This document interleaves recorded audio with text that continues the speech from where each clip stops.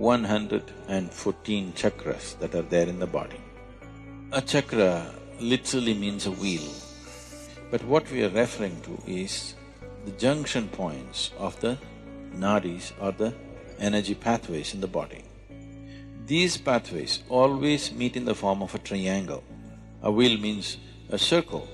Definitely triangular wheels are more jazzy, isn't it? Would it look better? They always meet in the form of triangles, but we call them a chakra because when we see in somebody, we see it more as a circle because it's radiating a certain dimension of energy. Because it's radiating, all radiation always happens in circular form. You may throw a triangular stone into a lake, still the ripples are circular, isn't it? Just like that, this may be a triangle, but when we see it, it is circular. And another thing is, it suggests movement from one dimension to another.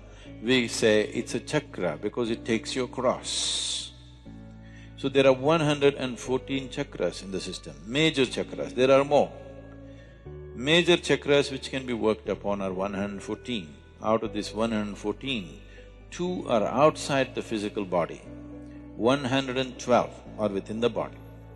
Out of this 112, 4, there is nothing much to do about them.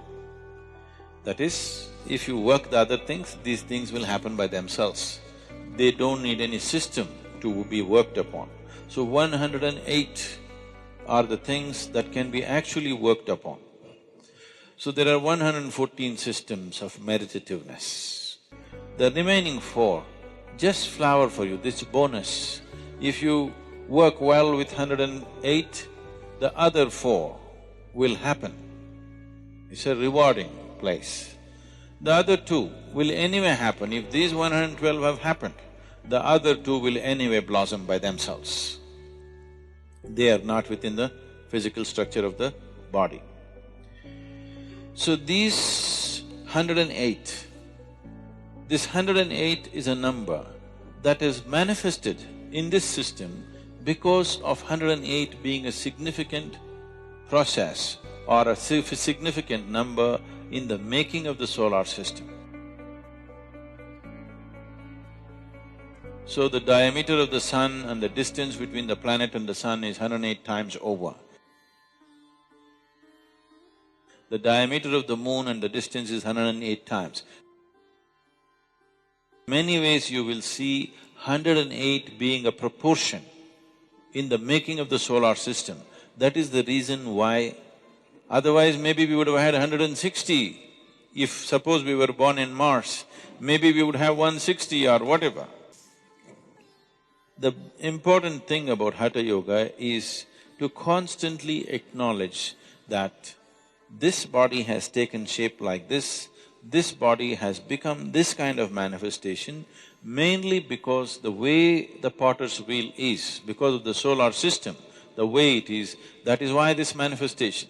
So Adi Yogi very clearly said, if this human body has to evolve further, some dramatic or drastic changes need to happen in the structure of the solar system.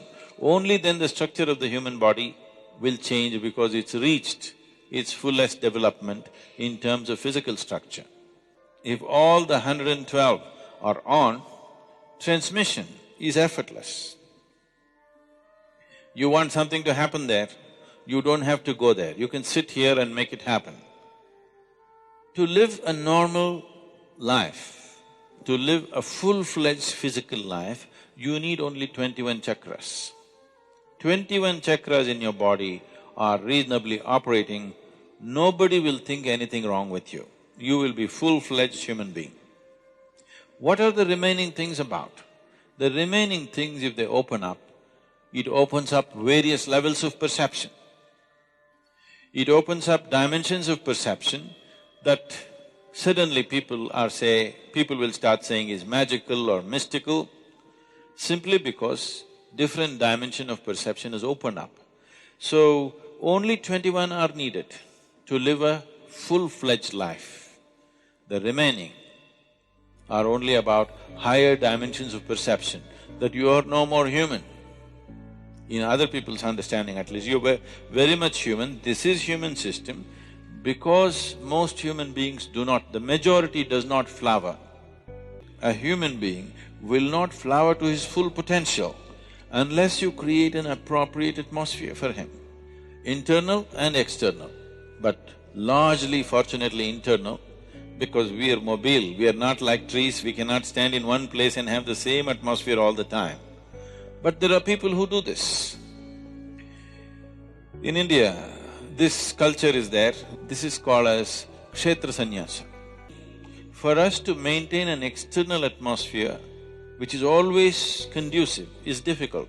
So some people take this step which is called a kshetra sannyasa, they will not move out of that space.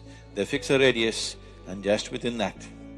So, because you want to soak in that external atmosphere, but the internal atmosphere is the most important thing for a human being as to how he keeps his interiority, that he builds a… this is called a kavacha, that you build a cocoon around yourself, a protective cocoon. Wherever you go, you are in the same atmosphere as far as you are concerned. It's like you get into an airplane, it goes up 35,000 feet, definitely your body wouldn't last there. But now you're in a cocoon, a pressurized chamber. Because of that, you manage. The same thing with the submarine. You wouldn't manage that pressure in the sea, but because you protected, you manage. So like this, you create a cocoon of energy around yourself. Wherever you go, you are not a part of it, you are in your own cubicle that you're walking with. You carry your own cubicle. You don't get into anybody's space. You carry your own little space wherever you go. Otherwise, you restrict yourself. But the important thing is that all the chakras are on means you can simply transmit anything that you wish. If you activate the energy system to its fullest possibility, transmission is natural. You don't even have to go all the way. If you activate 63, you can transmit quite powerfully. Because if you have 63 chakras going, we can say you are a sage, beginning to be, early sage.